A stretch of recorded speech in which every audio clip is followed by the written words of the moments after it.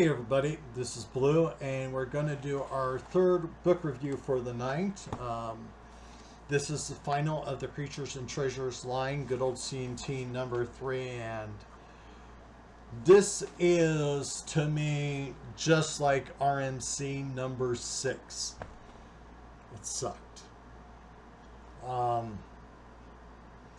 did not like this book as well as the first two. The first two were well designed. They put a lot of thought into it. The artwork was great. C&T 1 and 2 were awesome books. This, not so well. This was released in 1993.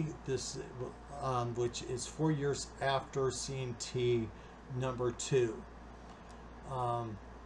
This is when they were doing the third edition for Rolemaster, and it just doesn't match up with C&T 1 and 2. So let's get into this, unfortunately. Alright. The artwork. We're going to start with the cover right there. I love dragons, and so to have that dragon there, that part was cool. It really was. But the knight, the warrior, whatever you want to call him, his armor was stupid looking to me. It just looked cheap, like somebody just didn't really care. And so I didn't care for it myself. And you can see they got artwork like this. This just kind of sucked. Table of contents, they got everything in their nice little groupings, kind of like what they've done in the first two C&Ts. And it goes downhill from then. Okay, like I said, some of the artwork ain't the greatest, but that could be a cool monster and all that in your game. Like all Rolemaster books, there is 2,000 charts to go through before you get to the interesting stuff.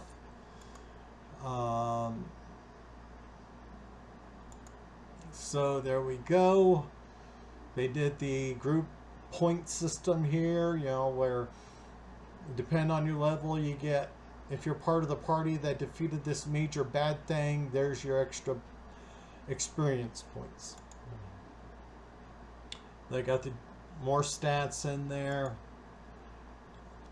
And here we go. The Adderhawk. Basically, it's a flying snake. And there's these large gaps in the pages, so it's not loaded. The book is 130 pages long, and that is 30 pages longer than the first two, but there just seems to be a few more gaps in here and larger artwork, so there's not as much in here, in my opinion, which is kind of a letdown. Some of the names just don't sound cool. I mean, and look at this. Here is another page. All it has on there's two basic descriptions and this big gap. Look at the size of that artwork and just information on one type of creature. Yeah, that, I just hate that artwork for dragons. Yes, it's supposed to be, you know, scary and all of that, but it wasn't. And let's see, I've got to go back to that just to, okay. Clay Drakes. This is a lizard drake. I hate that name. I hate the concept of a clay drake, because, you know, we look at dragons, and if they're made out of some theme thing, you know, we go look at how tough it is. You know, we have a mithril dragon, you have a steel dragon, a stone dragon, a diamond dragon, but a clay drake? Doesn't that sound weak? Hey, let's get out our Play-Doh now. An Essence Drake, Landmon. It's just a lot of these just did not sound very scary. And there's, the larger artwork, and okay, but it looks like that dragon's about ready to cry. Composite monsters. It's just, and here we go again. Description of one monster and this big artwork, and there's still a pretty good gap in here. And it just, I didn't like the fact that it looked like they were just going through the motions and that was it. And that creature sucks because it looks like a minotaur, but it's just slightly different.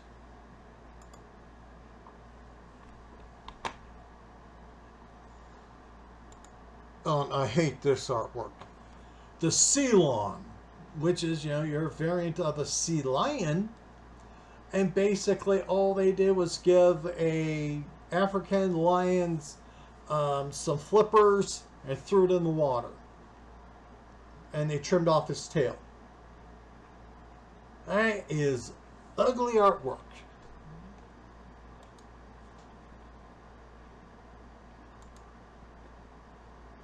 And right there is just more ugly artwork. It's like I said, they've had to change their artists between second edition and third edition, and it was a big letdown.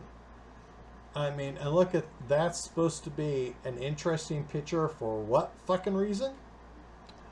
And there's only one creature on this page with a big gap. Now, this is another thing, because, okay, you see this picture? This is on page 30. On page 28, they have the same goddamn picture. So, I know Iron Crown, when they were doing the third edition, were starting to go through their money issues. They were having problems, but, ugh.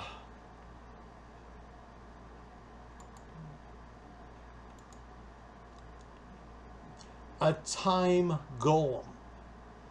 Now, remember, a golem is made out of parts. It is a physical construction.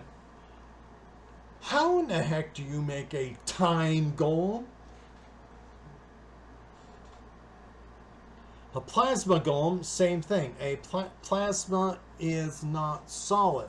It is hard to construct a plasma golem. I would say that it was impossible. A stone elephant, yes, I could picture. A water golem, no. An ice elephant golem, no. It just seems like the quality isn't there.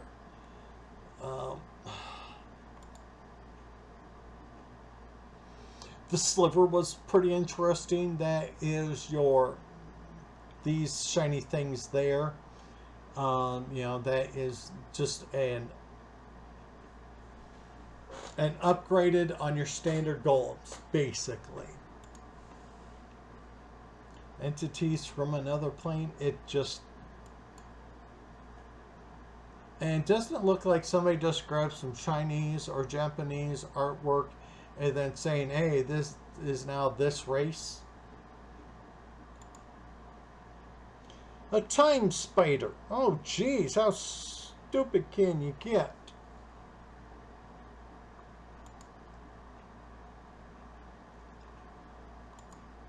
And, okay, here we go again. We have a shadow wraith. All right. One thing, one entity, one thing you can encounter on one page. Large artwork to fill it up. There we go. Hey, look at that gap. I think the editor of this book should have been shot because he's doing a terrible job here. I mean, I think they could have easily turn this into a 100-page book, just like CNT 1 and 2, if they would have done a little bit more editing and not have so many damn gaps in the book. Oh, yay.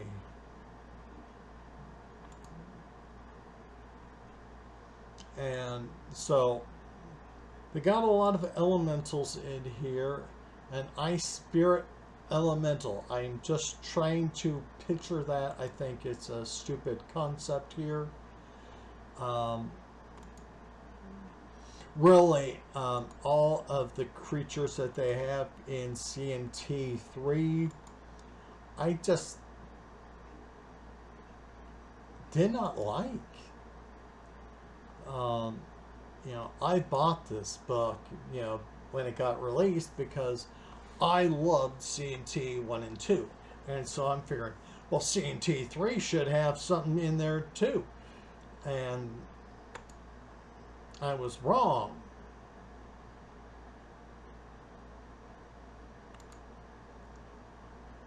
Now, okay, the Oryx, if I remember right, these were somewhat like elves in a way, and it is nice that they sent a whole page giving you some information about them, and then on to the next page, and there's their modifiers, but oh gosh, now we're going to the part pissing me off the most. Now, this is one thing that pissed me off the most about this book. Because CNT's treasures is full of herbs. And as you can see on this page, they got anise and that. But as we go on, bayberry, okay, birch, bloodroot. These are real life herbs and plants that are used in medicinal purposes. Okay, you've heard of castor beans, castor oil, elderberry, deadly nightshade. I have deadly nightshade every summer behind my garage. It's poisonous as hell, obviously with the name. You got dandelions, elderberry, chamomile. And then we come to this fennel and flax. These are real life items. The part that upsets me, I want you to look at this picture really closely there, those three right there. Because what pisses me off, because they basically took information from Scott Cunningham's Encyclopedia of Magical Herbs. Okay, I studied witchcraft and that. And so, remember those pictures? Doesn't that look awfully familiar? They took the information from books like this, and I swear they took some of the very same images for CNT3. So there's nothing original about it. They copy and pasted from this book. Or maybe some other book, but it's like they had a brain-dead Wiccan come up with this crap. And so, if you did not know any better, you might be cool with all that. Hey, that's cool. I can go to my kitchen cabinet and get this out. So when the guys come over, I could say, here's some flax. Go cast your spell with this shit.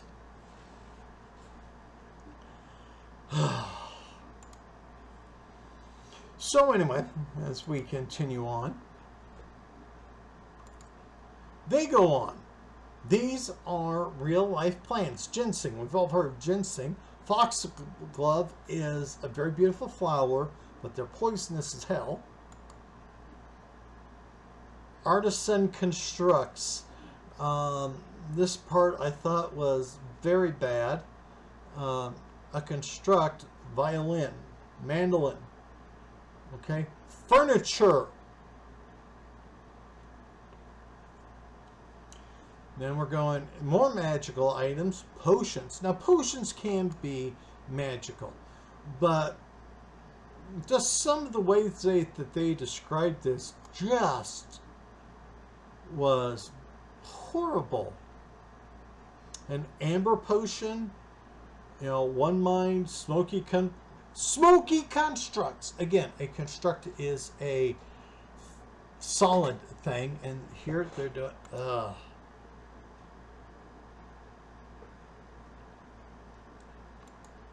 This whole book sucked, because you could see they don't have really anything too darn interesting or original. It's like they went through GURPS and said, oh, okay, they got this in GURPS, and so we're going to transfer it here, reword it, and it's boring as They got some weapons finally, and it's just not interesting. I mean, and look at some of these gaps and how they spaced it. It just... tattoo armor, spirit armor. I'm sorry, but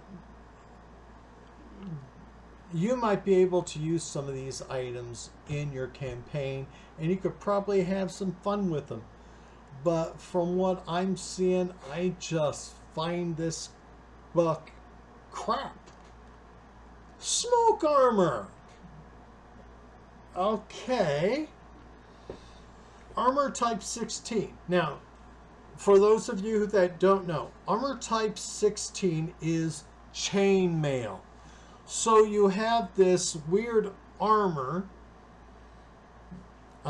that is supposed to emulate smoke in some ways and protect you like armor type 16 with a 20 defensive bonus, and it just sounds so stupid. Because when you look at the picture right there, another oversized image, there's barely, the smoke's there, but it's not really doing much there. I would want that smoke to be a little bit thicker and all that just shown in the image, because you wanted to blur your position. You don't want your enemy to be able to target you, but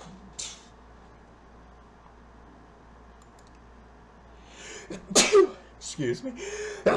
All right. They got some shields, oversized artwork. They could have some things here that could be very interesting, but the names are boring. It just,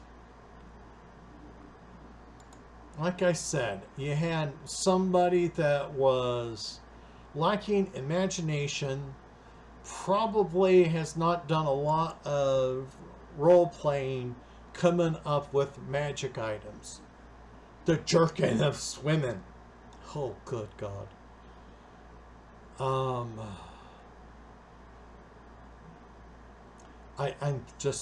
I remember why I just disliked this book. Pipe of darts. Yeah. You have a smoking pipe that shoots darts. Uh-huh.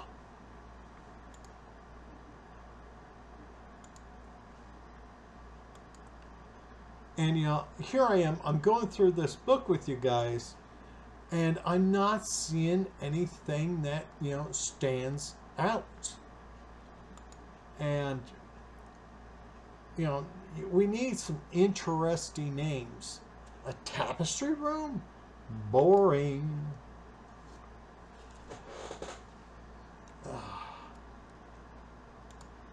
So,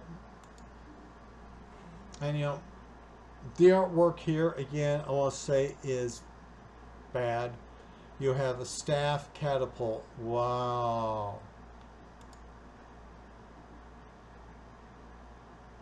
So right here, we have an artifact. Kabul's Tower. That could be interesting. We have a name. We could have an interesting story. That's good.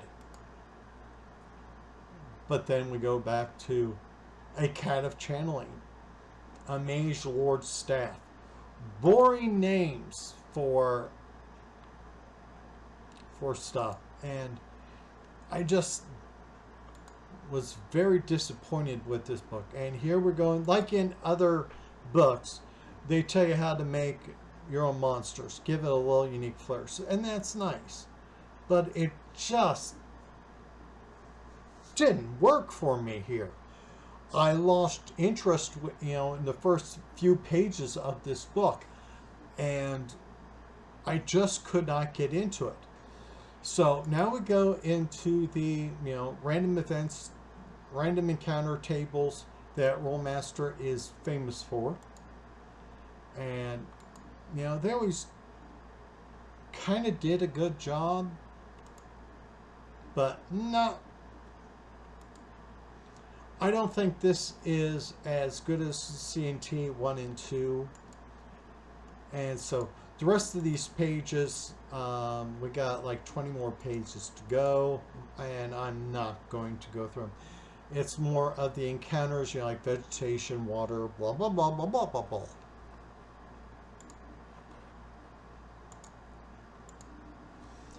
C&T 3 is not worth it. I mean, if you are a collector and you want to collect and you want to finish off your collection, maybe. This book is obviously out of print as well. This came at the end of 3rd edition. There's not very many copies of this, but you can still find it easily on Amazon. I believe the most expensive version I saw was $40. So there's not a lot of demand for this book. It's a waste of time, a waste of money, a waste of paper. So if you have C&T 3 and you have a different opinion of me, please put it down. Please tell me what I missed and all that. You can enjoy it. There's probably stuff that you can get from here that you can employ in your game and be satisfied with it. Me, myself, I hated this. Like I said, it's like RMC6. It's crap. Please put your comments down below, like and share the video, and everybody please take care, be at peace.